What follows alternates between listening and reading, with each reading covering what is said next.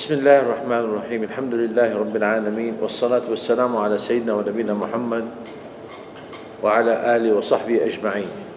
اللهم تقبل منا وتب علينا يا أرحم الراحمين. اللهم أعنا على ذكرك وشكرك وحسن عبادتك، ولا تجعلنا يا مولانا من الغافلين عن ذكرك ولا عن طاعتك، وتب علينا واغفر لنا وارحمنا يا أكرم الأكرمين. فقه المعاملات, believe it or not, especially with the scholars that we have today, that they made it as a subject, they teach it in universities. Fiqh al-Mu'amalat is a subject that the small book of it is about 600 pages. Fiqh al-Mu'amalat will include in it everything you can imagine. Okay, I'm going to start from the end. I'm just going to give you an idea. What is Fiqh al-Mu'amalat? Fiqh al-Mu'amalat, how to get married, how to get divorced, how to get, all the problem with marriage, how to raise your children. This is one. The second one is Fiqh al-Mu'amalat is how to buy, how to sell, how to rent, how to cultivate land, how to make farming, all of this. This is number 2 in Fiqh al-Mu'amalat.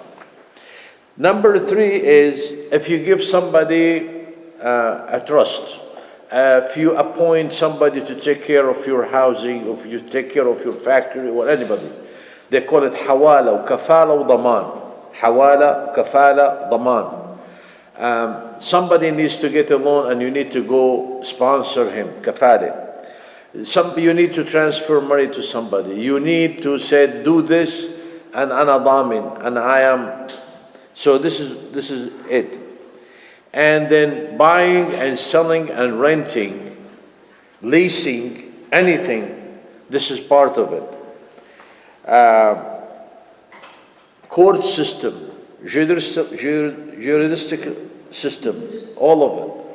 The judge, the lawyer, the appointee, the trustee, the witnesses, the testimony, all of this are in it.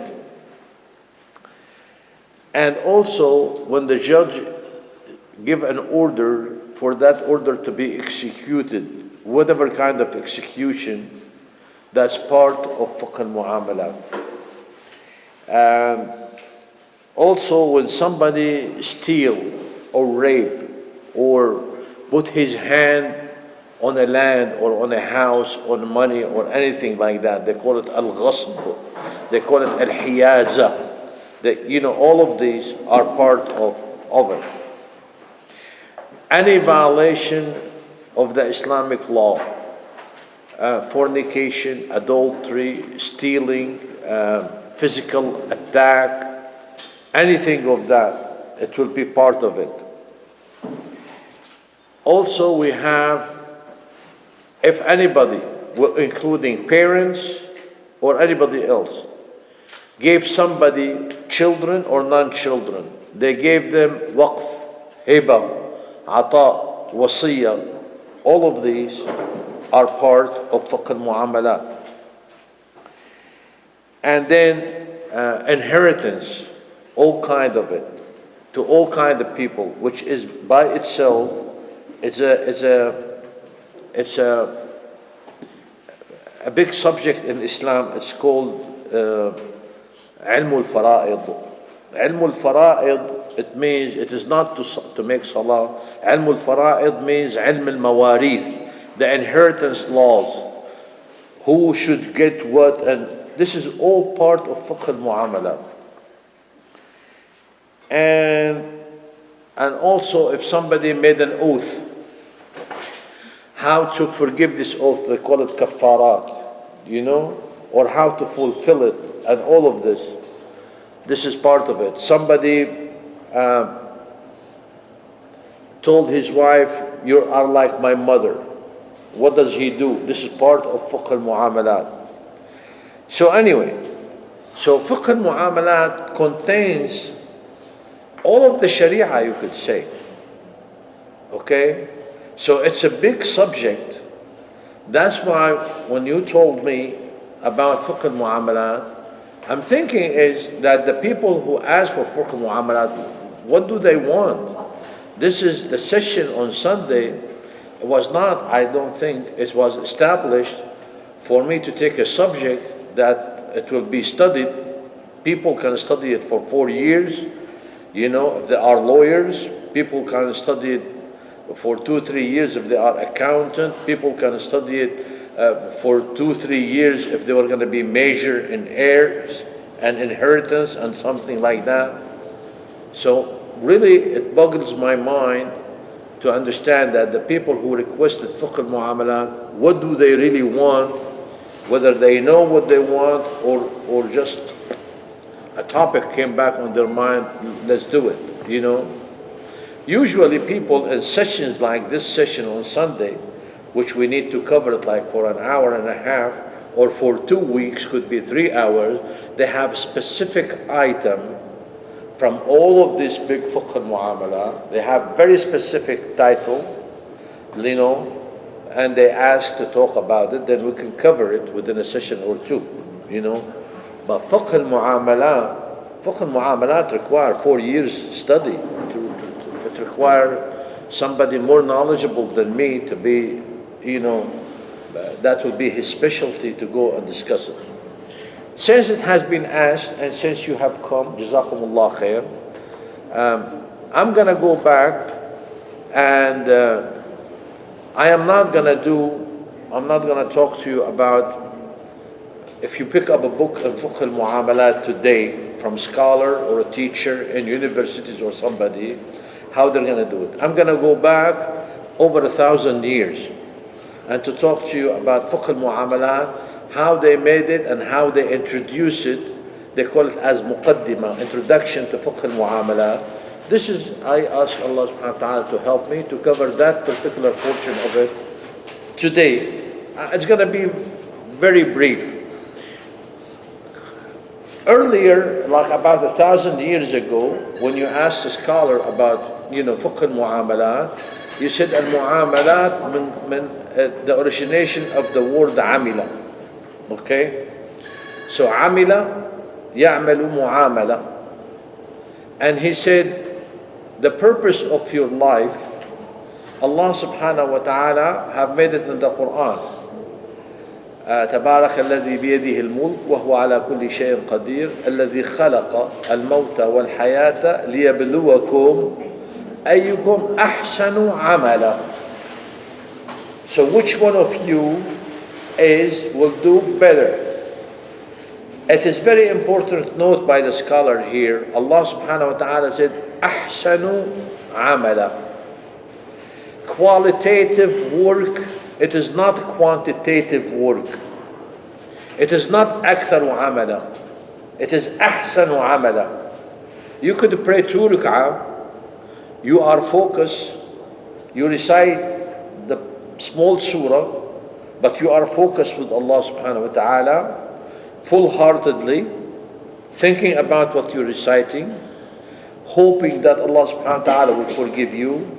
You concentrate from the beginning to the salah till the end of the salah. This will be better than 100 rak'ah somebody else might do without being in focus, without reflecting on what he is reciting, you know, just doing physical movement. Okay? So, أحسن عملا, qualitative work, it is not quantitative work. Okay? So then he said عملا. طيب. The second question said, the scholar said أحسن عملا. أحسن عملا with who?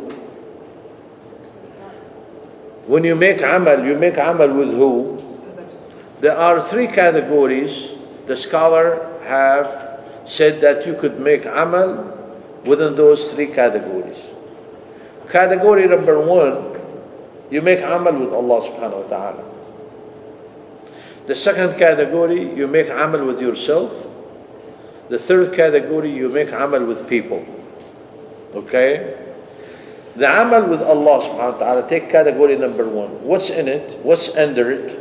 What do we need to understand? What is the amal of Allah subhanahu wa ta'ala? the amal with Allah subhanahu wa ta'ala for you to have the correct aqidah, for you to have the correct understanding of Allah subhanahu wa ta'ala, and for you to do the proper ibadah. You have the proper understanding, you know who He is subhanahu wa ta'ala, you know what your duties are. So the first amal with Allah subhanahu wa ta'ala is to think, to reflect, to imagine, to assimilate the tawheed in your mind.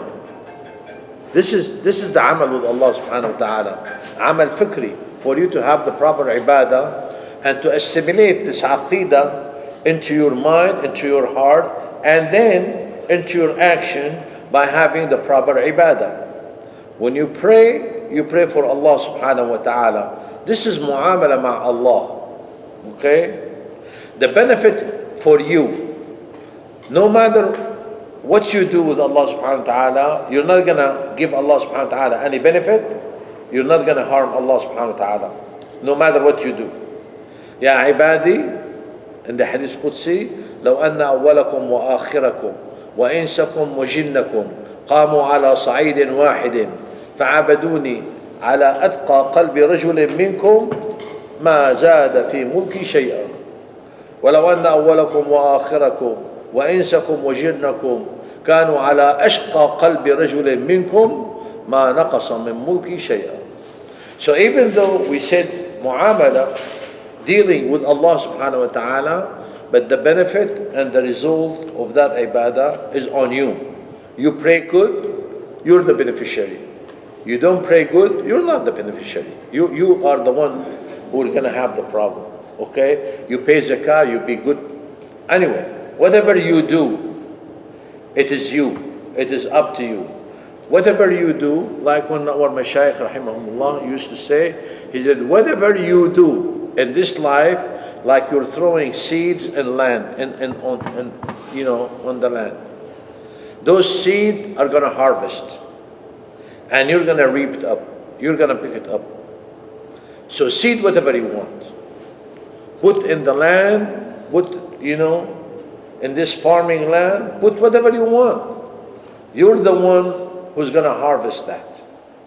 You're the one, nobody else. So if you plant good, you have fruit and vegetable. You plant bad, you will have thorn and bad stuff, which is going to be coming back to you. So anyway, al-mu'amala ma Allah subhanahu wa ta'ala, number one, reflects the proper aqidah and the proper understanding of Allah subhanahu wa ta'ala, the way it's supposed to be. And then the scholars said, if this is no good, you have no good deed, period. Not with yourself, not with people. So this is the essential. You have to have the proper aqidah. You have to have the proper understanding. You have to have the proper thinking of Allah, and you have, to put things in the right way with Allah subhanahu wa ta'ala, according to what Allah subhanahu wa ta'ala have taught us, and according to what the Prophet sallallahu alaihi wasallam have taught us. That's it. So, after the aqidah, we said we have to have the proper ibadah. So we need to make an ibadah. What is the ibadah? The ibadah is whatever Allah subhanahu wa ta'ala have ordered us throughout the rules and regulations that came in the Quran, and it came by the Prophet sallallahu alaihi wasallam. You have to do that. Ibadah, another thing is you cannot increase in ibadah. You cannot. You cannot add an ibadah. You cannot fabricate an ibadah. And that's why here we have the rule said, al-ibadatu tawqifiyya. Tawqifiyya means al-ibadah, it must be assigned by Allah and the Prophet sallallahu alaihi wasallam. That's what it means. Al-ibadah tawqifiyya means it must be assigned. You cannot generate an ibadah. You cannot think of something good and then you go ahead and do it. And you said this is ibadah. You cannot. Ibadah, it has to be designed, it has to be articulated by Allah subhanahu wa ta'ala and the Prophet sallallahu alayhi wa sallam. This is mu'amala ma Allah subhanahu wa ta'ala. You do what He ordered you to do. The second part of muamala, the way you deal, is muamala مع نفسك, with your soul, with your body. Okay? So that's why if we go back to the Quran, Allah subhanahu wa ta'ala said, وَمَا ظَلَمْنَاهُمْ وَلَكِنْ كَانُوا أَنفُسَهُمْ يَظْلِمُونَ. We did not cheat them. We did not have any transgression to them. We were not unfair to them. They were unfair to themselves. They have done themselves unjust. Okay, so what Allah subhanahu wa ta'ala is directing our vision is that you are doing unjust to yourself. So this is under that, the earlier scholar of Islam, they took that as muamala with yourself. When you lie, you're doing yourself unjust. When you cheat somebody, you're doing yourself unjust. Okay? When you do something wrong, illegal, whatever that is, you're doing yourself unjust. Okay? So then you have to pay for it. Okay? When you do unjust to yourself, you have to pay for it. You have to pay for it. If you do not repent in this dunya, if you do not make istighfar, if you don't stop it, if you do not correct your way, you have to pay for it somehow later. You may pay for it in the dunya, you may pay for it in the grave, you may pay for it in the mahshar, you may pay for it in hellfire. Whatever you do wrong, it's a debt on you. You have to fulfill that debt. And there are so many channels you can fulfill the debt. You have so many channels. It's the mercy of Allah subhanahu wa ta'ala, He made the door open for us until the soul gets to the throat. حتى نغرغر. Okay? Or the shams comes from the, which we're not gonna, inshallah, we're not gonna face. So He left the door open for you to settle your debt, to settle for your mistake. But what you do is yourself. Okay? The third one, which is nowadays, all the scholars are concentrating about fiqh al-mu'amalat on the third part, is when you are dealing with people, whoever those people are.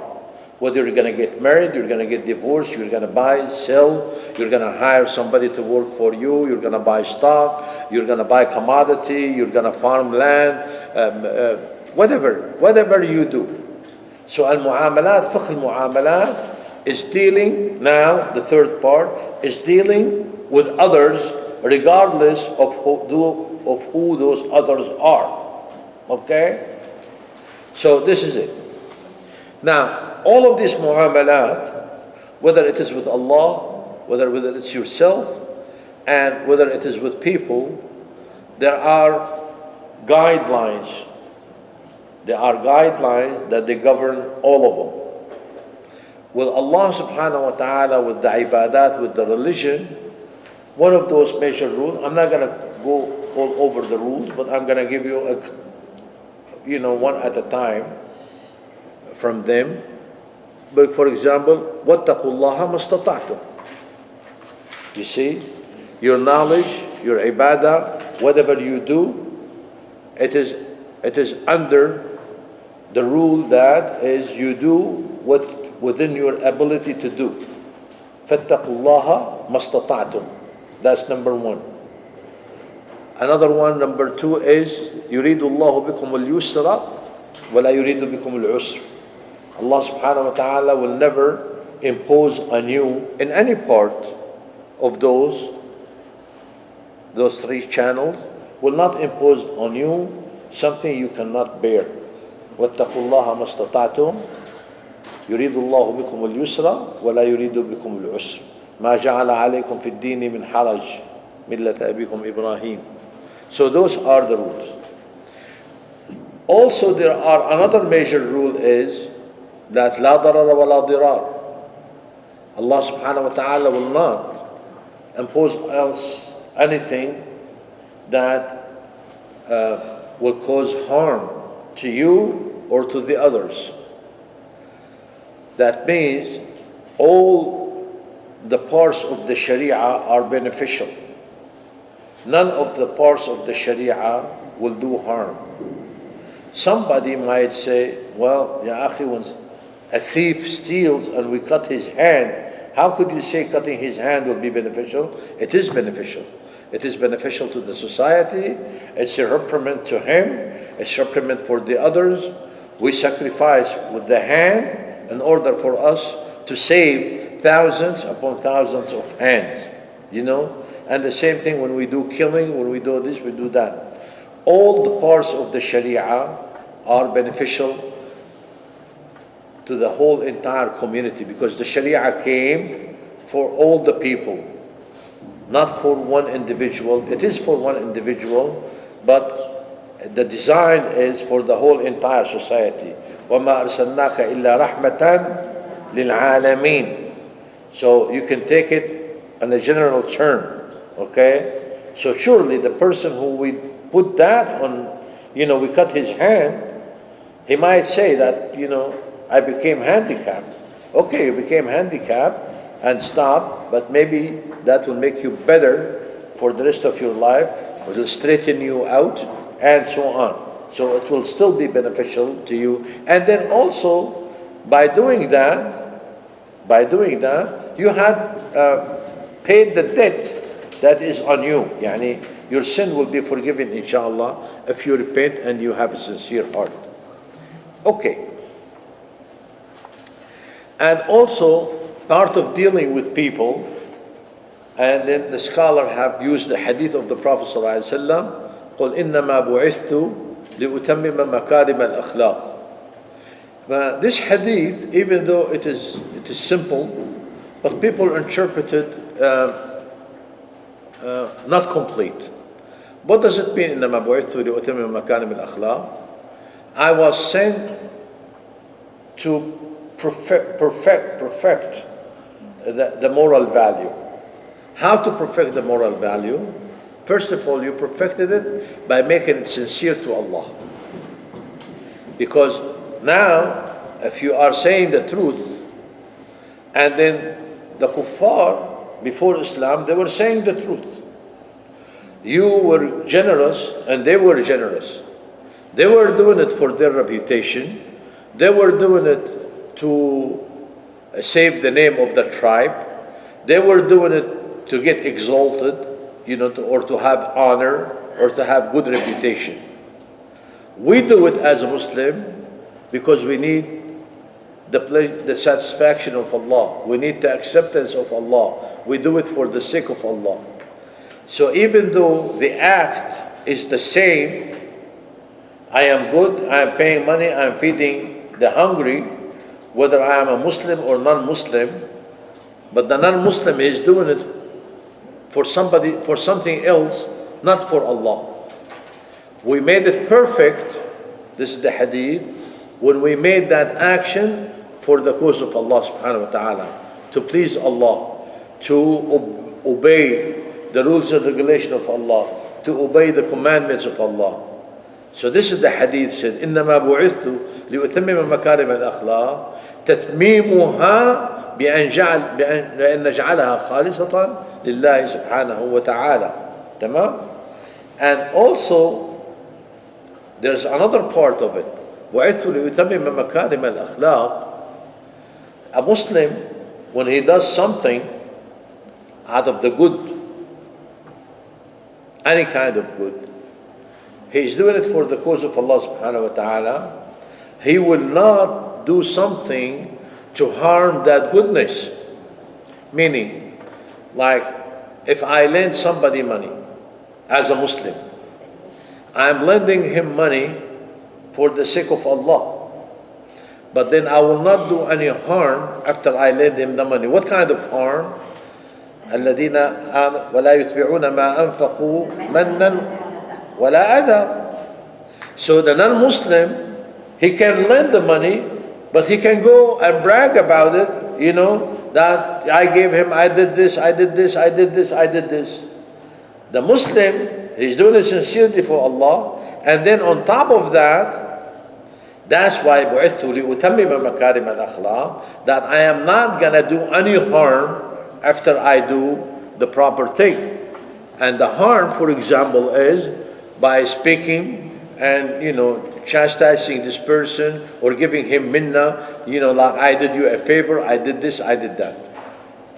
That's why in our community, when you ask somebody to do something and he refuses, and then all of a sudden what you do is you count all the benefit that you have done for him. I didn't do that to you, didn't I do that to you, didn't I do that to you? Man, ma fi khair, because if you were good, you could have appreciated what I have done. Now I asked you for this, you're not. That means you have not perfected makarim al-akhlaq. That means you have not done it for the sake of Allah. Yani حكلي لحكلة, scratch my back where I can scratch your back. That is not an Islamic issue. Okay? You are either dealing with people for people, or you are dealing with people for the sake of Allah. Somebody invites you to their house, and then they said, Wallahi, I went 20 kilometers to bring you all those grapes, to bring you all of this. Ya akhi, la تروح 20 kilometers, don't feed me, don't give me that minna, don't count that favor, forget it, you wiped it. And then somebody in Ramadan here, one of the brothers, out of good nature, he said yesterday, mashallah, I invited 10 people, mashallah, they ate everything. Ya akhi, mashallah, they did not leave anything on the table. I said, khalas, alhamdulillah, you're done. There's nothing. You don't take nothing with you. No, this is adab. Even though they have not heard you. But that means what you're saying, you're telling me, you're telling others, you did not do it for the sake of Allah. When you're doing it for the sake of Allah, you only hope for the benefit from Allah. You only hope for the recognition from Allah. And this is what they call it, حظ النفس, and then some of the scholars took the hadith that reported by Ibn Majah, where the Prophet ﷺ said, Allahumma slul sakhimata qulubina. Allahumma, say, Allahumma slul sakhimata qulubina. Some people understood, ana wallahu a'lam, I don't know. Sakhimata qulubina is the illness that we have in our heart. This illness could be hatred for somebody, could be counting favors for you on somebody else, or for haddul nafs, to do it for you to be complimented or to be, elevated or whatever. So this is it. So those are some of the rules. Okay. The other thing is, some people said there are a very major ayah in the Quran that it will look like it will cover all fiqh al-mu'amalat. It is one of the miracles of the Quran. One ayah in the Quran that will cover everything.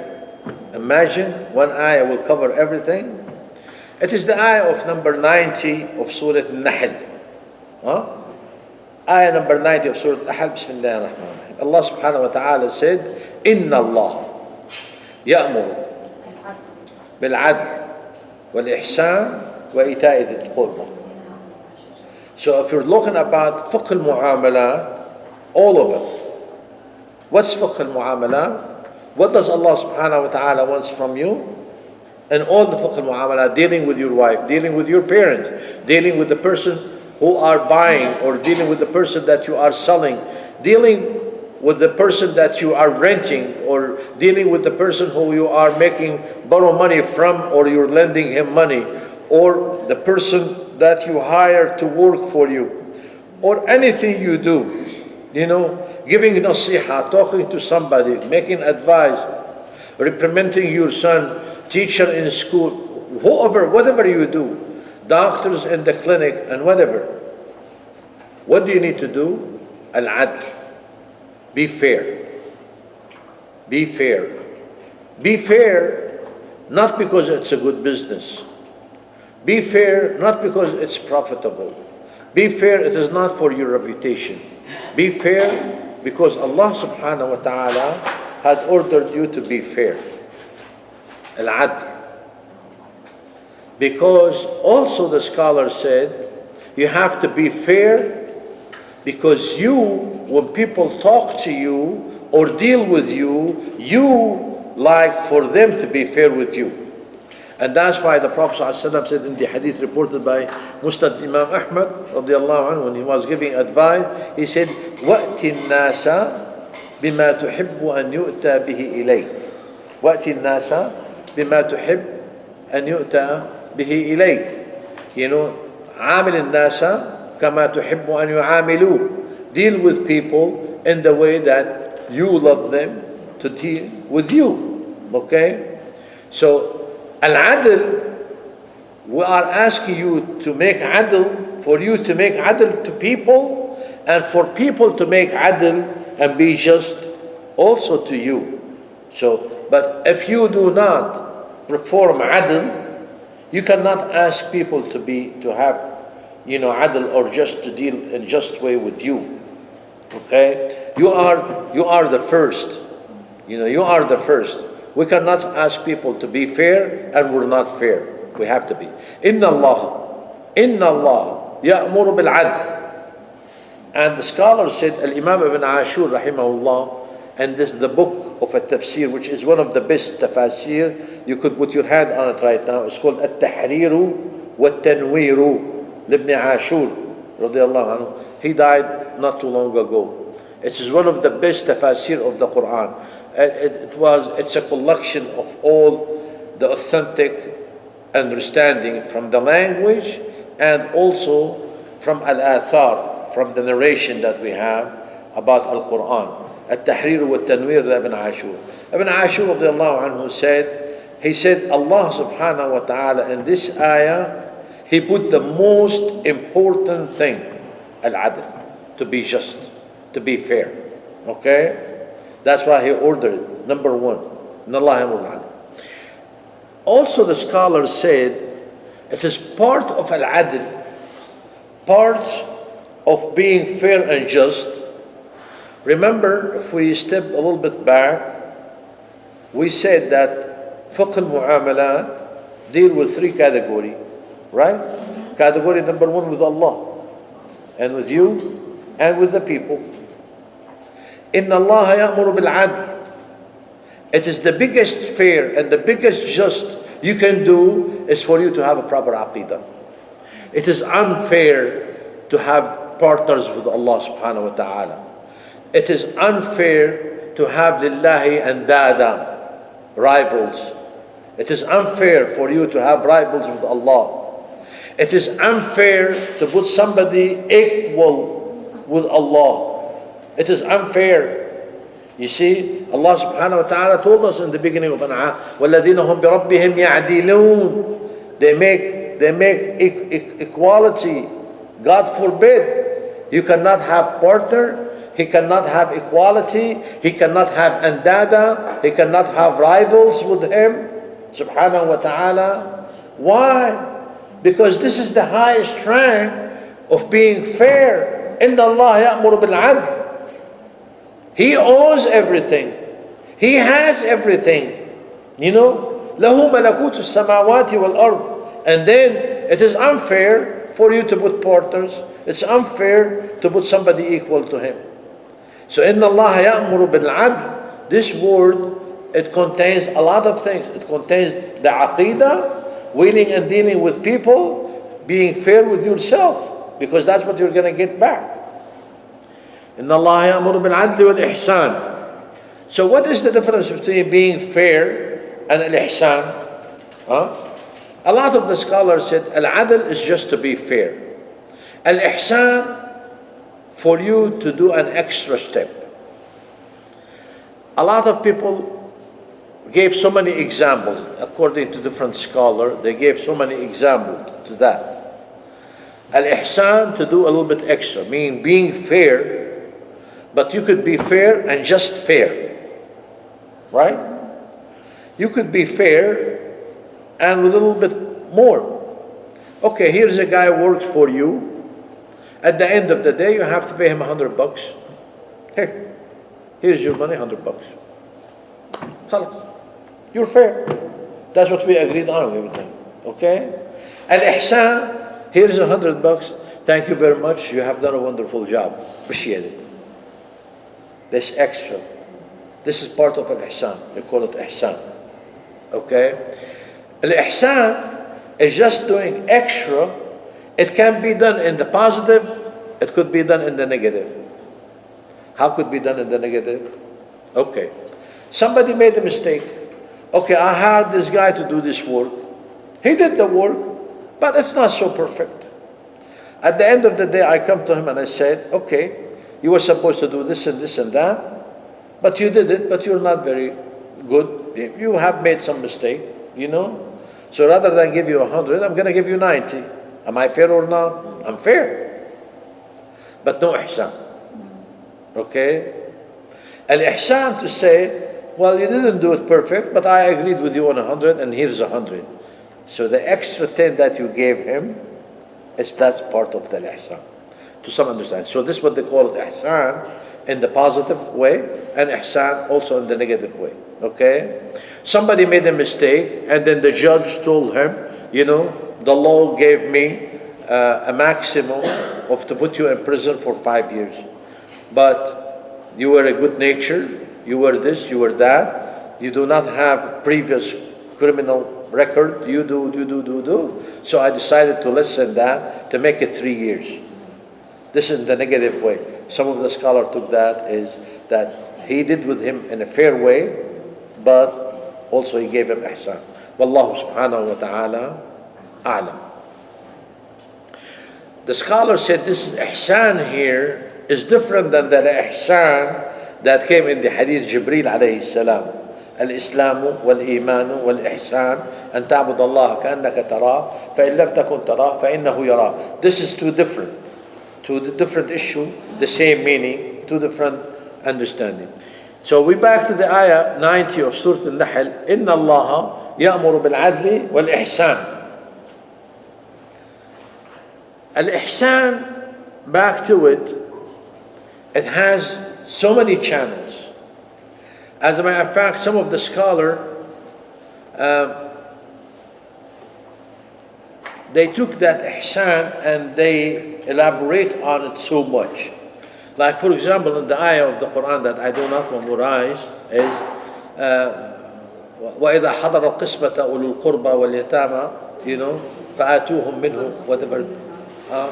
Okay, so he said here, even though you're doing some kind of a division for money, for things, you know, and then some people outside, legally, they do not have the rights of this money. وَإِذَا حَضَرَ قِسْمَةَ أُولُو الْقُرْبَى, you know, فَآتُوهُم مِّنْهُ, give him some. Even though, give him some, okay? You're inviting somebody for dinner. We most of the time we do that. He said, "Akhi, only you and your wife," okay? And let's say that they are poor people. طيب يا أخي, what happened? Why don't you invite their children? You know, it's not right. So they said, ihsan. Ihsan is to do the extra, to walk the extra mile, do whatever you can do. Okay, Allah subhanahu wa ta'ala, you know, will remember you. Allah subhanahu wa ta'ala will grant that for you, will credit you for it. Al-ihsan. وَإِيتَاءِ ذِي الْقُرْبَى. إِيتَاءِ ذِي الْقُرْبَى. إِيتَاء what? The sentence is not clear. وَإِيتَاءِ ذِي الْقُرْبَى. It's not clear to us, but it's clear to the scholar. It's clear to the people who they understand Arabic. إِيتَاءِ ذِي الْقُرْبَى. Give your qurba the right way in everything. Be good to them. It means be good to them. Give them love, give them compassion, give them help, give them whatever you can. And then he said, Dhil qurba. Who are Dhil qurba? Anybody who is Dhil qurba to you. Anybody blood related. Doesn't matter how far. Okay? It is not Dhil qurba only your parents, al-asl wal-fara'. No. Some people say, ita'at al-qurba, only my fathers and my parents and my brothers. No, it is not. It is unknown. Some of the scholars said it is open. So everything in blood, everything in rada'ah, including that. Ita'at al-qurba, be good to them, help them. They're poor, give them. They need, help them. Whatever they want, lend them. Be good. Of course, according to your capacity. لا يكلف الله نفسا. Back to the rule. Those rules, they are all tied together at the end of the day. So, لا يكلف الله نفسا إلا وسعها. I have family that most of them are poor, and I'm okay. I only can give like $100. So give that, but you're not responsible to give 200 because it is not in your ability, okay, or more. لا يكلف الله نفسا إلا وسعها. So إن الله يأمر بالعدل والإحسان وإيتاء ذي القربى. إيتاء ذي القربى, any benefit that you can do to your qurba. Some other scholar, they said إيتاء ذي القربى. Listen to this, it's important, inshallah. Regardless of their action. Okay? Regardless of their action. And we have two examples of this from the seerah. A guy came to the Prophet ﷺ, he said, Ya Rasulullah, innahu li qaraba. I have relatives. Asiluhum wa yaqta'uni. Okay? I go visit them, they don't visit me. I help them, they don't help me. I feed them, they don't feed me. I invite them, they don't invite me. The guy is hurt. The guy is hurt. Why is hurt? Two reasons, the scholar. By the way, the Sharh al-Hadith, there's an imam, I forgot his name, long time ago, took this hadith and made a book. There's a complete book explaining this hadith and all the ramifications and all the aspects of this hadith. And Allah subhanahu wa ta'ala, faddal alayhi, and I read that book. So in this, those scholars, what they understand is that this guy is hurt because he is doing so much for them. But also, he are not supposed to be hurt, according to the scholar who they wrote about this. Why? Because if you set your intention to please Allah and Allah only, we already said a little bit earlier about being sincere to Allah subhanahu wa ta'ala in any action, that you look for the benefit only from Allah.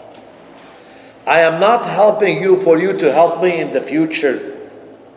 I'm helping you and I'm hoping for the reward from Allah. Whether you acknowledge that help or you do not, I don't care. And on top of it, I don't look forward to it.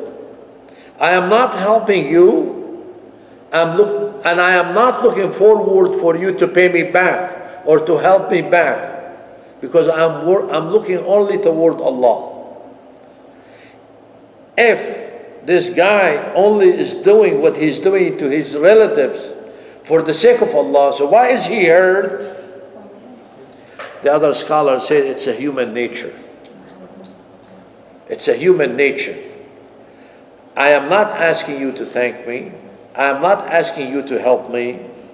But also at the same time, I'm not asking you to cuss me or to put me down or to degrade me. Yani ya akhi, I did you good, just leave me alone. But to come back and hurt me, that's not right. So here is, we said our nature will take over, because we don't like that. This is not within our fitrah. This is not within our instinct. Okay? Wallahu a'lam. But here's what the Prophet ﷺ said. He said, Ya Rasulullah, and also there are so many psychological study to this. There's so much, Sister Nashab inshallah will study, there are too many psychological and side issue, from human behavior onto that one. But anyway, so I do that to them and they are not. They're not appreciating, they're not treating me back right, they're not. The Prophet ﷺ said, if what you said is true, كأنما تصفهم المل. Al-mel is the ashes. تصفهم, that you fill their mouth with the ashes. Okay? If what you're saying is true, as if that you are feeding them and packing their mouth with those ashes. Why? Because that's not a good act. That's not a good behavior. That's not the behavior of the Muslim. The behavior of the Muslim is that the Muslim is appreciative. Okay? And the Prophet ﷺ said, you know, and Allah subhanahu wa ta'ala will keep protecting you. Allah subhanahu wa ta'ala will be with you. As if, according to this scholar, as if that the Prophet ﷺ is trying in an indirect way to set the intention of this guy back in the right track. That put yourself with Allah. Allah subhanahu wa ta'ala will be your protector. Allah subhanahu wa ta'ala will increase you. Allah subhanahu wa ta'ala will support you. Refocus on Allah and on Allah only. Okay? So this is one of the examples. The second example is, which is in Surah An-Nur, when you know Hadith al-Ifk took place and people start talking about Aisha radiallahu anha. There's this guy Mustah. Mustah was a guy who was very poor, and Abu Bakr radiallahu anhu was giving him salary on a monthly basis to live on. Mustah was one of the guys who was incorporated with this story, and he is the one who spread this rumor in a way, talk about it, and he's the one who, you know, who publicized it, you know, kept going, talking, chit-chatting to others. So when Abu Bakr radiallahu anhu knew that, he became mad. I'm doing you a favor, and now you're coming back and hurting me, hurting my daughter, you know. So Abu Bakr radiallahu anhu said, Wallahi, I'm going to stop giving him the money, I'm going to stop the salary. Jibreel alayhi salam came down, وَلَا يَأْتَ لِأُولُو الْفَضْلِ بِنْكُمْ وَالسَّعَةِ أَنْ يُؤْتُوا أُولِي الْقُرْبَى وَالْمَسَاكِينِ. So, أَلَا تُحِبُّونَ أَنْ يَغْفِرَ اللَّهُ لَكُمْ. So when Abu Bakr radiallahu anhu, when Jibreel alayhi salam came down, that those people who they were helping, don't let them stop. You know, let them forgive. Because if you really want Allah subhanahu wa ta'ala to forgive you, أَلَا تُحِبُّونَ أَنْ يَغْفِرَ اللَّهُ لَكُمْ. Don't you like Allah to forgive you for your mistake? When Abu Bakr radiallahu anhu said, when he heard the ayah, he said, Bala ya Rab, I love for you to forgive me. And he went back and he was giving Mustah, whatever he started giving him, and kept helping him. So, إِنَّ اللَّهَ يَأْمُرُ بِالْعَدْلِ وَالْإِحْسَانِ وَإِيتَاءِ ذِي الْقُرْبَى. Those three major things, the scholars said, look, in fiqh al-mu'amalat, all of it. What do you see? Al-adl wal-musawa wa ita'i dhil qurba. Ita'i dhil qurba, you know, nikah, talaq, zawaj, relative, birrul walidain, all of these are fiqh al-mu'amalat. All the mu'amalat that you could do with the relatives, starting from your family, to your wife, to her folks, to your children, grandchildren, and whatever you have. All of this is part of fiqh al-mu'amalat. Mawarith, you know, inheritance is to my children and to my parents and so on. It's part of it. So all of it, وَإِتَاءِ ذِي الْقُرْبَى. And also, al-adl musawa, buying and selling. And everything you do, adl, musawa. Okay, musawa, not to be discriminatory person. Do not discriminate. Do not. Also, musawa is to give the fair chance for all people. You do not discriminate. So those three things, the scholar said, there is nothing that you could think of that they do not cover. They cover all aspects of life. Whatever you do in life, have being just and fair, proper equality, and be good to the relatives. إن الله يأمر بالعدل والإحسان وإيتاء ذي القربى. As he ordered this, ينهى. بسم الله.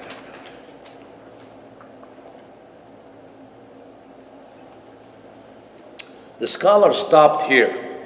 Al-Imam al-Qirafi rahimahullah, he was one of the major scholar, and he had made so many books.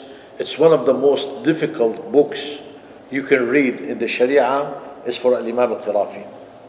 And one of the books that is very difficult, you need a teacher to read it, is Kitab al-Furuq.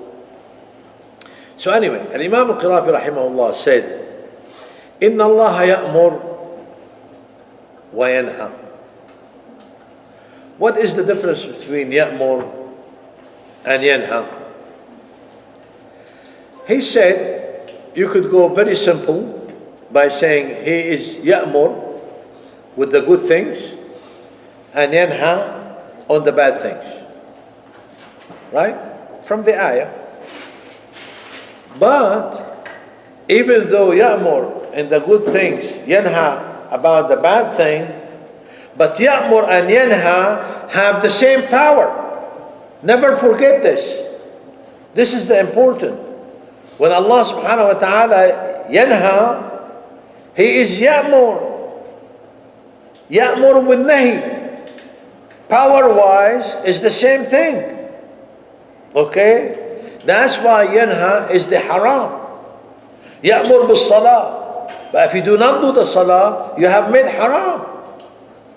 You see? So يأمر and ينهى, even though they are one described for what to order, and the other for what to prevent, but both of them have the same power. That's all what we need to know from that point now. Even though the scholar, they have given different tactics, but we don't need it.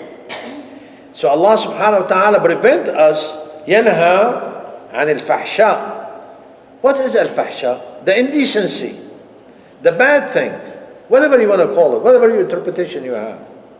Al-fahsha, al-fuhsh.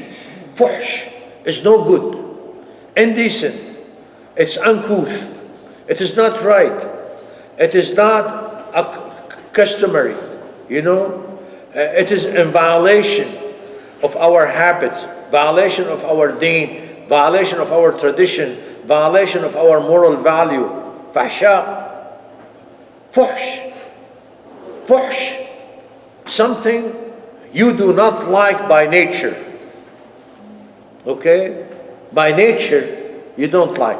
Yourself, the way Allah subhanahu wa ta'ala created you, فِطْرَةَ اللَّهِ الَّتِي فَطَرَ النَّاسَ عَلَيْهَا, whoever you are, Muslim or non-Muslim, al-fuhsh, the non-Muslim knows it, they know it, as the Muslim know it. Al-fuhsh is against al-fitra, against the traditional thing, against the proper things.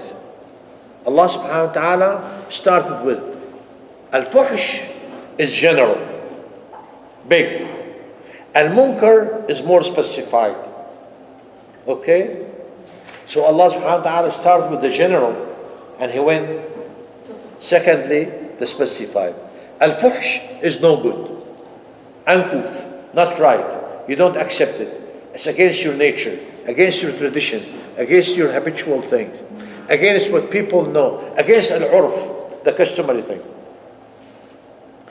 وينهى عن الفحشاء والمنكر. المنكر is from the word تنكره. Somebody steals, that's not what people agree on.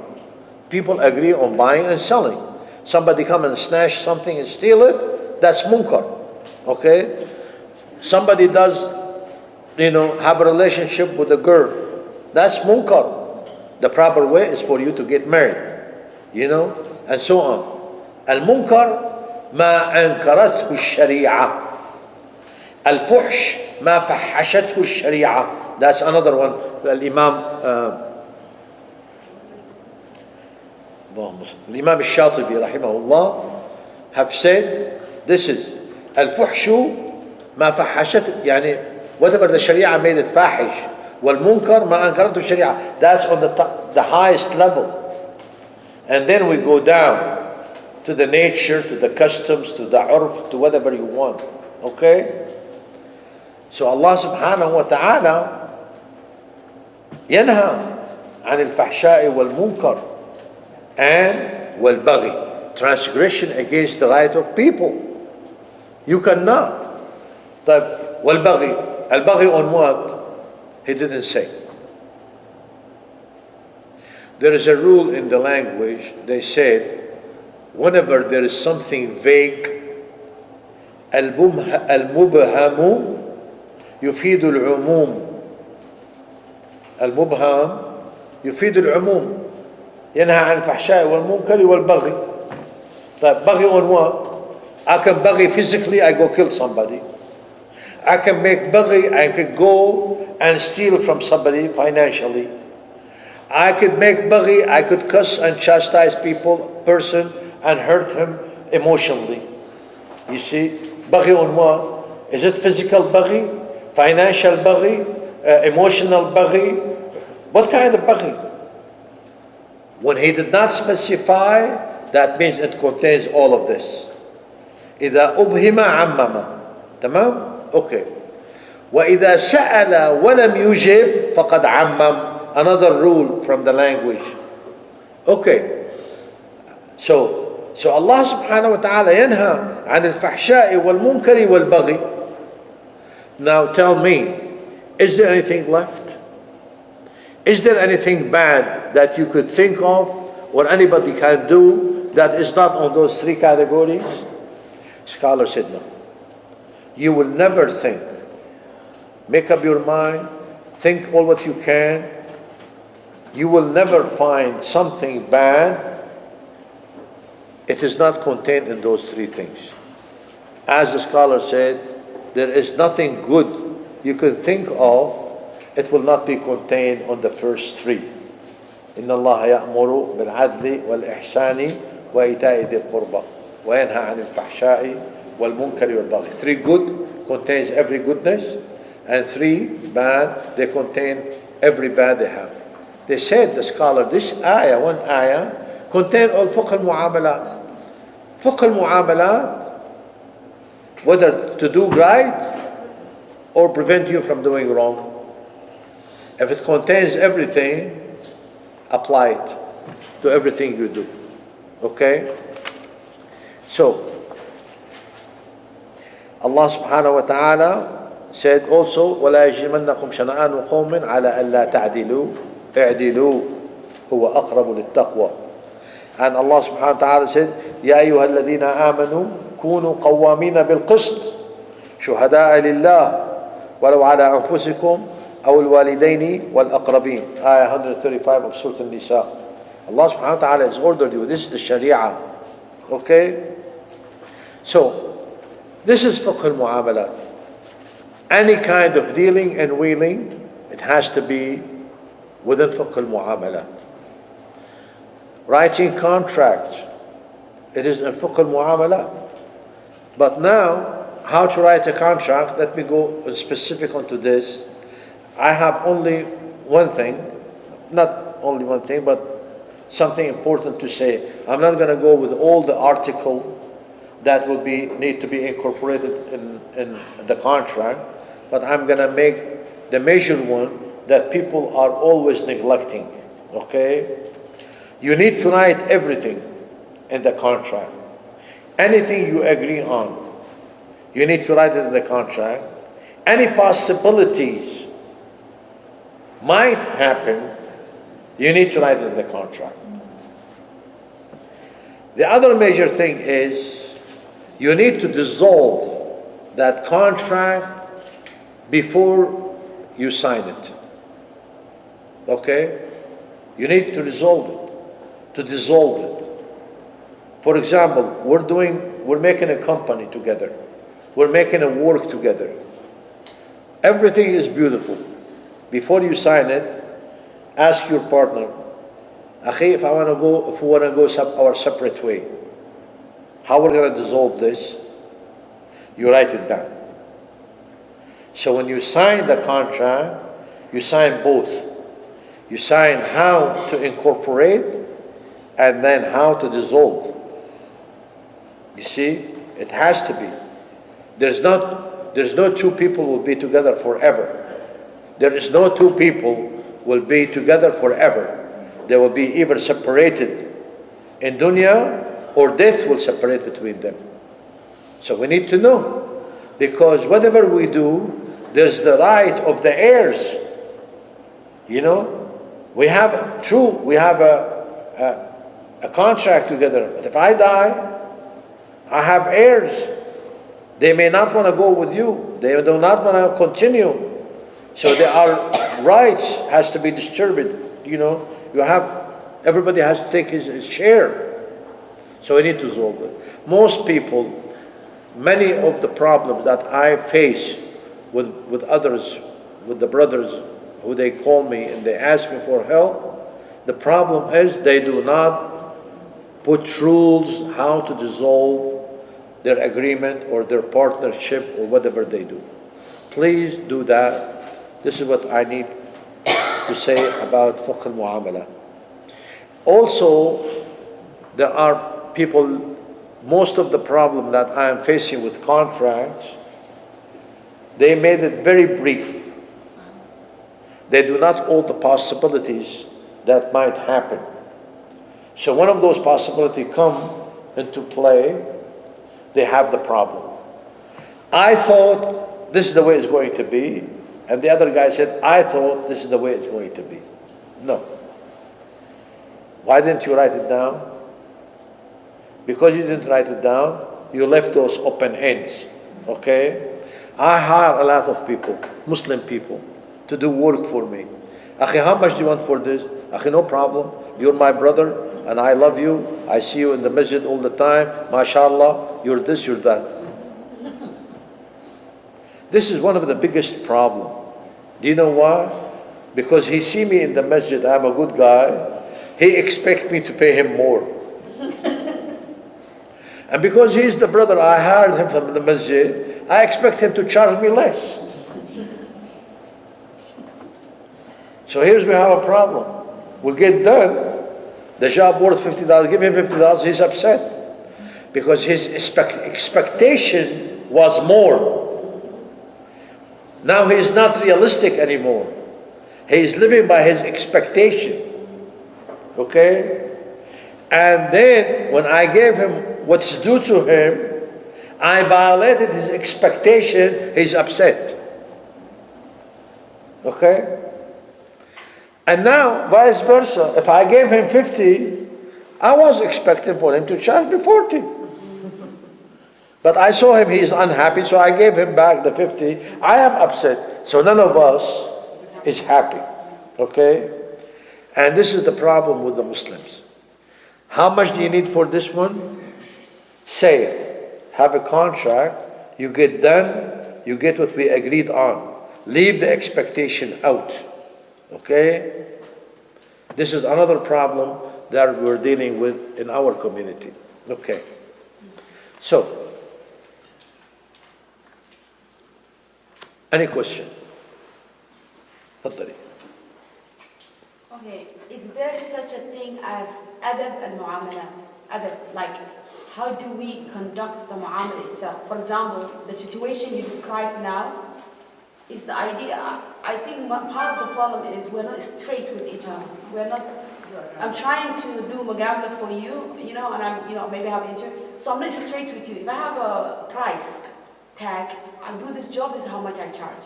So we're not straight. So is that something from the Sunnah to show us that we have to be straight with each other when we are talking to each other? Without, that doesn't mean I disrespect you. That means that I'm just telling you what my price is, straightforward. Is that statement or a question? It's the statement plus question. Is there evidence from the Sunnah? I'll take it as statement. No, please take it as a question and give me the evidence.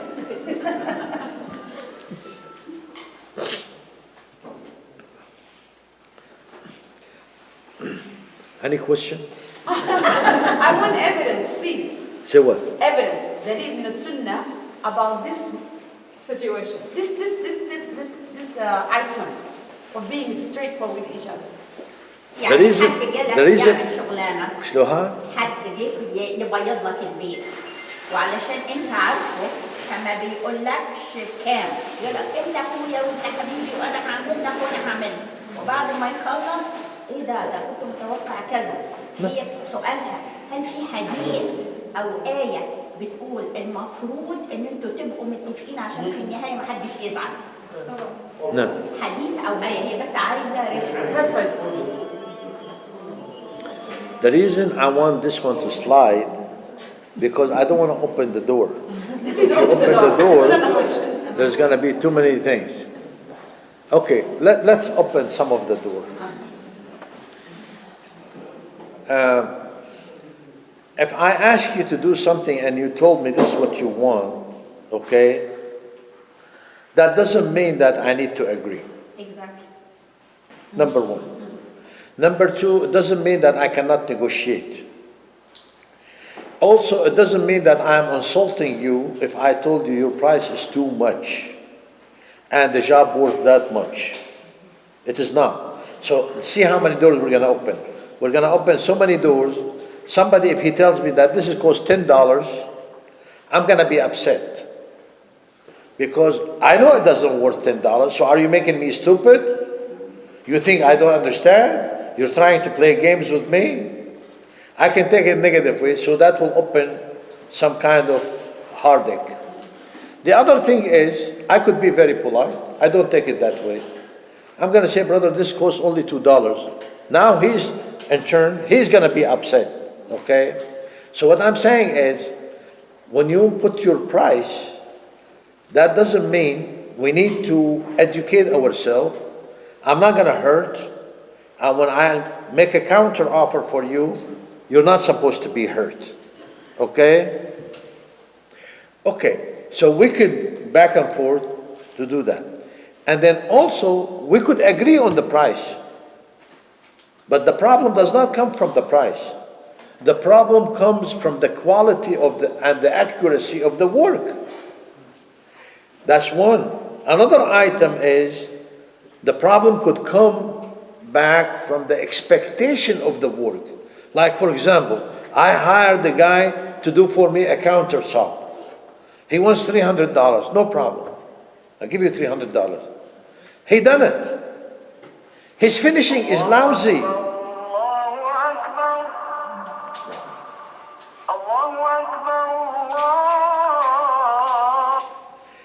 His finishing to the job is lousy. I am not happy. He does not have a clean finish. He left loose ends. He left all the dirt. I'm telling you from real life. A guy came to work to me and he left all pie crap right there. It's going to cost me $50 to haul it away. You know, this is part of the job. No, it's not my part of the job. I only fix the kitchen. I don't take the other cabinets and throw them away. So who's going to take that trash? You hire somebody else. You know? The funny thing, I hired the guy to put a sink for me. Here's a kitchen sink. You see it? I'm giving you to see the open doors that I'm talking about. He put the sink and he put all the caulking around it, beautiful. Put the faucet. No, I'm not a plumber. I don't put the faucet. I didn't hire you just to put the sink. No, I put the sink. I don't put the faucet. I do not do the plumbing down there. It's not my job. Subhanallah. Now I have to go hire a plumber? No. So what I'm saying is, we could agree on the price. We do not agree on the quality. We don't agree on the expectation of the job. Okay? And it could be vice versa. Somebody, we agree on $300, he does a wonderful job. And he knows he done a wonderful job, and I know it. I pay him $300, he's pissed off. I did for you an extra work. I did it beautifully, and you like it. You should have paid me more. That's not what... You're supposed to make it right. You know what I'm saying? Yeah. So, that's not me. If you want a story, the Prophet ﷺ, coming back from Ghazwa, And the Prophet ﷺ, look at those stories I love. Because it tells me who the Prophet is. In order for me to love the Prophet, those stories will tell me what the Prophet is. Usually the leader or the big guy, he will be in the front of the army, and everybody will be following him. Our Prophet ﷺ used to be at the end of the army. He was the last one of the army. Somebody sick, he will help him. Somebody left something behind, he'll pick it up. He watched away the end of the army, the back of the army. He always behind there for protection, to see, for the safety, for any affair can come. The Prophet ﷺ is back there. He is in control. He is watching everybody. Everybody is ahead of him. Everybody is going home. So everybody is okay. So as the Prophet ﷺ is walking, here's Jabir radiallahu anhu. He's at the last one, sitting down on the ground. The Prophet ﷺ said, Ya Jabir, what's wrong? He said, Ya Rasulullah, this naqa is not good. The camel is not good. It's an old camel. But this is the only thing we have. And I'm a poor guy. We don't have much. Then, did you nudge it? He said, Ya Rasulullah, I beat it up. I nudged it. I did this. I did that. Nothing happened to it. He said, where's your stick? He said, got my stick. So the Prophet ﷺ took the stick. And Jabir in the hadith of the Bukhari radiallahu anhu said, he had hit in one of the report. It doesn't mean hit that mean torture. No. It mean hit, knock it like that. Or another report said that he nudged, nagazahu. Okay? And he made some barakah, he was making dua. So the camel jumped up. Okay? And Jabir said in the hadith, بِبَرَكَةِ رَسُولِ اللَّهِ sallallahu alayhi wasallam. So then they start riding. Both of them, they are riding. And Jabir said, I am holding Hutam al-Jamal because I don't want to be ahead of the Prophet. He became so powerful. He was going to be ahead of the Prophet sallallahu. He held it. And then the Prophet sallallahu was talking to him, trying to be nice. And then Jabir was, we don't know, but different writer of the Sunnah, of the Seerah, they gave different glimpse and background and psychological effect and whatever. So maybe Jabir radiallahu anhu was hurt because his father had left, one of the reports says 9 daughters. And he had left debt, thousands of dirham debt on him. And he made istishhad in Ghazwat Uhud. And his father is Kalimullah. Remember that. He's like Musa alayhi salam. So anyway, Jabir radiallahu anhu was talking to the Prophet ﷺ about his problem. That my father died in Uhud and he left 9 daughters and I'm trying to take care of them and he has so much debt and he had that and he had that. We're not going to go into what the scholar have trying to indicate, like, inside Jabir, what does he want? Forget all those comments. But this is what happened. Let's stick to the story. So the Prophet ﷺ was trying to help. But anyway, he was trying to help and to leave Jabir with dignity and respect. He said, Ya Jabir, would you sell me this camel? You already don't like him. Already he's too old. He's no good. Would you sell me that camel? He said, Ya Rasulullah, لَيْسَ لَنَا نَاضِحٌ غَيْرَهُ. Nadih is the Arabs used to have one camel. Doesn't matter whether it's old or sick or whatever, but at least let him perform one task. They take him in the morning, they fill water, they put it on him and they bring it back. Nadih is they bring the water. He will carry the water, After we get the water, let them tie him up and leave him alone. Done his job for the day. Alhamdulillah. So, and then bringing water from the well and this and that was the big job of the morning for any family in the Medina. If I sell this camel, how am I going to get the water from the well to the house? That will be a difficult thing. And so he said, sell me your camel. And then Jabir radiallahu anhu said, the Prophet said, he said, Huwa lak. Take it, Ya Rasulullah. He said, no. You see, sell me. And he said, you name the price. Jabir told the Prophet ﷺ, you name the price. And then the Prophet ﷺ said, I give you dirham. Ya Rasulullah, that you cheated me. So he negotiated. Bakhastani, you gave me a lot less than what it is. Then what do you want? So back and forth, back to the negotiate. Jabir, when he told him a dirham, the Prophet ﷺ was not hurt. Maybe I would be hurt if somebody told me that this phone, I'll give you $10 for it. I paid $700 for it. You give me $10 for it? I would be hurt. But Jabir did not. He said, Ya Rasulullah, was nice then. You could have paid me a lot less for it. You name it. And then Jabir radiallahu anhu, finally at the end of the story, and he said, it's like, I forgot the price, like uqiyya or something out of silver. It's too much. And the Prophet ﷺ told him, he said, and what you asked for, how many camels I can buy with it? You see, he told him. He paid him a dirham, he did not agree. When he asked, for uqiyya, and then the Prophet ﷺ told him, he said, in uqiyya, I can buy so many camels with that uqiyya. And then the Prophet ﷺ agreed. He want to give him that uqiyya. You see? So, and then they came back to the Medina. So Jabir, forget about the comments of all the people who write the story.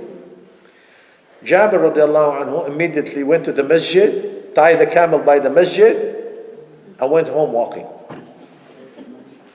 The Prophet ﷺ came and he saw the camel. So he called Bilal, where's Jabir? He said, Rasulullah went home. He said, take uqiyya and give it to him. Whatever they agreed on the price, take uqiyya and give it to him. So he took uqiyya and gave it, and before he went, the Prophet ﷺ said, and take the camel and give it to him. So Jabir took the uqiyya and then he took the camel. He said, I sold it to him. He said, take the camel. So the Prophet ﷺ was trying to help him with the debt of his father, to help him with the 9 daughters that the father had left, 9 sisters that he had left. So this hadith in fiqh al-mu'amalat, believe it or not, they used it. Okay? And our teacher, Jazakallah khair, have used this, and he itemized so many things. First of all, we can negotiate. We don't hurt. I can put the price that I feel, whatever I want. You could refuse it, no harm. No harm. No hard feeling. No animosity. Okay? And then when we get to agreement, on top of that one, if I decided to forfeit my right into that contract, I have the right. Like the Prophet ﷺ forfeit his right into that camel. Also another thing is, البيعان بالخيار ما لم يفترقا. When we agree, that's why Jabir radiallahu anhu immediately understand that we made an agreement. Okay, when we made an agreement, some action has to take place.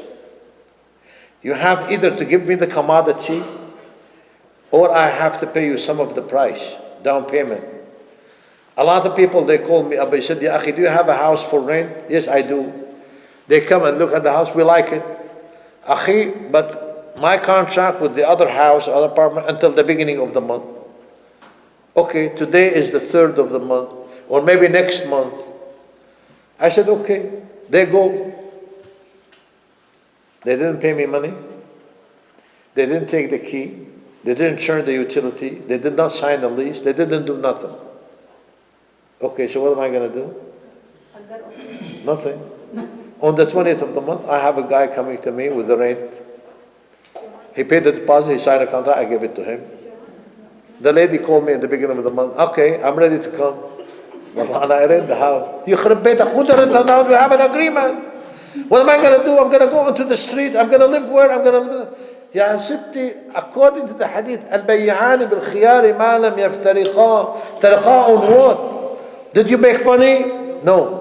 Did you sign the lease? No. Did I give you the key? No. You turned the utensil into your name? No. So, we have nothing. We have air, but nothing. You see? And most of the time, when I'm trying to be the good guy, and waiting for him at the beginning of the month, on the 28th of the month, she called me back. She said, I found another house which is better than you. Jazakallah khair. You know. البيعان في خيار ما لم يفترقا. البيعان بالخيار ما لم يفترقا.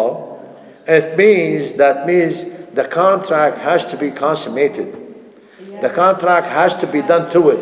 You either pay down payment or you take possession. I sold you this for $2. Okay? You said, I agree. You either pay me the $2 and take the product. Or you said, brother, I do not have the $2. Give me the model now. So I gave you the commodity. Okay? Or you said, brother, I only have a dime right now. I'll make it as a down payment. I'll bring you the stuff tomorrow, the rest of it, and think, that's fine. That means the contract has been sealed, has been done, has been fulfilled. I cannot go back on it. I cannot resell this until tomorrow, until you either bring me the rest of the money or you cancel your contract with me. And then now we have to put an agreement whether you lose the dime that you paid me as a down payment or I have to give it back to you. Either way. So this is what it means.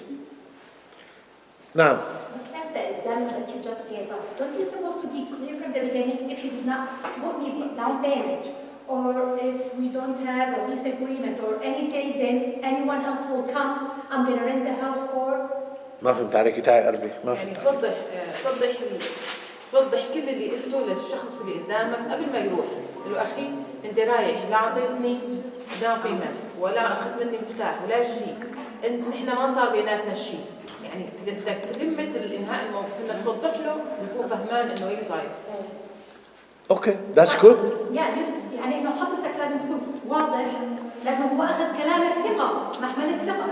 انه لانك انت حكيت لي خلص بعطيك اياه الشهر الجاي، اعتمد على كلامك، بس حضرتك لازم تكون مثلا واضح في الصورة امامه انه ترى اذا اجاني غيرك لانه ما في شيء موثق بيني وبينك انا راح اجل. صح ولا لا؟ مش لازم تكون يعني واضحة من الطرفين. You're asking me to be clear. Why don't you ask the other person to be clear?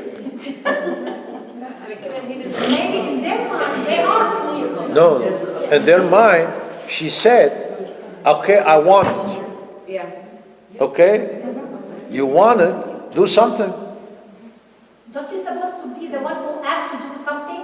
Okay, Why me? Why me? Because you have the upper hand. You want the apartment. You are the one in need. You have to have a room to rent your property. Usually I will do what you said. Oh, okay. I do that. But also it is understood. And sometimes, believe it or not, and that happened to me, and Allah witness that I am not lying, that the person said, of course I know that. When I tell her, she will come back or he will come back and say, yeah, akhi, what are you thinking? This is the first time I'm renting an apartment? I know that. I know I have to bring you deposit, and I know. And you don't take my word. Do you think that I'm playing or this and that? I've heard all of us. I mean, I went through all of it. Alhamdulillah. And wallahi, I don't have hard feeling. Between me, I don't have hard feeling. Because I believe a rizq is from Allah. If whatever is assigned to me is going to come. Whatever is not assigned is not going to come. And then I do more than that. I do different than anybody else. Alhamdulillah. I mean, shut the camera off. If somebody paid me the deposit and come at the end of the month and said, Ya akhi, I don't want it, I said, here's your deposit. Yalla ma'a salami. هذا الإحسان. هذا إحسان. Anybody has a question? If not, we're going to go. Yalla. بس بالشريعة not necessary to tell the rule for the other one. If they know that, like طالما هن في المكان وما حدا دفع، لا هو ما اعطاك deposit, that's mean you are both of you away of making this promise. نعم. الشريعة هيك. No need to take the rule. No, look, if you don't pay for me, I will not keep it for you. بالشريعة no need to tell him like this. He has to know that he has to pay this deposit and whatever. In Sharia, in rule, law. That's what I mean. Do not say that people are acting in not Sharia law or something. Another thing is, there are in the book of Al-Fiqh different opinion of different madahib. We have a very strong fiqh issue in the book of Al-Fiqh called Madhab ibn Umar radiyallahu anhu. Madhab ibn Umar, many of the scholars in the books like, Al-Imam Malik, Imam so and so, Imam and so will say, Imam ibn Umar used to say that. Imam ibn Umar radiyallahu anhu, Abdullah ibn Umar, used to have another understanding. Since both of you mentioned that, I have to tell you the other point of view. Okay. You come to me, you said, I'm buying this for $1. I said, okay. You gave me the $1 and you took the bottle. Ibn Umar said, البيعان بالخيار ما لم يفترقا. Look at the wording. بالخيار ما لم يفترقا. He took the bottle and I took the $1. Half an hour later, in the same session, the guy said, Akhi, give me back my $1, I changed my mind. We did not leave the room. According to Ibn Umar, this is part of the contract. As long as you did not leave, there still be on negotiation. He could go back and forth on it. Okay? That's why Ibn Umar radiallahu anhu, in the book of Fiqh, they said, whenever he used to buy and trade or whatever, sell me this for $1, here's $1, he took the bottle and he will walk. He walks, he departs, he may come back, but the deal is done. So according to Ibn Umar radiallahu anhu, in order for the deal to be consummated and to be done, we have to fulfill the hadith by its entirety. ما لم يفترقا, so we have to make iftiraq. Okay? Other scholars said no. If we're done, you took the commodity, I paid the $1. إلا التجارة تديرونها بينكم. تمام? خلاص, we're done. According to them, we're done. You took the product, I took my money, the deal is over. Okay? Al-Imam al-Shafi'i rahimahullah, he took another thing, he said, according to another hadith. You cannot come to somebody and says, how much is this? He said, $1. He said, here $1, he took it. According to Imam Shafi'i radiallahu anhu, this sale is not complete. At Imam Shafi'i, he said, بعني هذه $1. The seller said, بعتك هذه $1. تعطيتها. You have to say, بعني بعتك.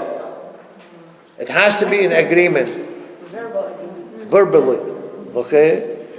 So if you just saw a sign, this is $1, you throw $1, you took it and you walked away, according to Imam Shafi'i, the deal is not right. No? سبحانك اللهم وبحمدك أشهد أن لا إله إلا أنت أستغفرك وأتوب إليك ولا حول ولا قوة إلا بالله.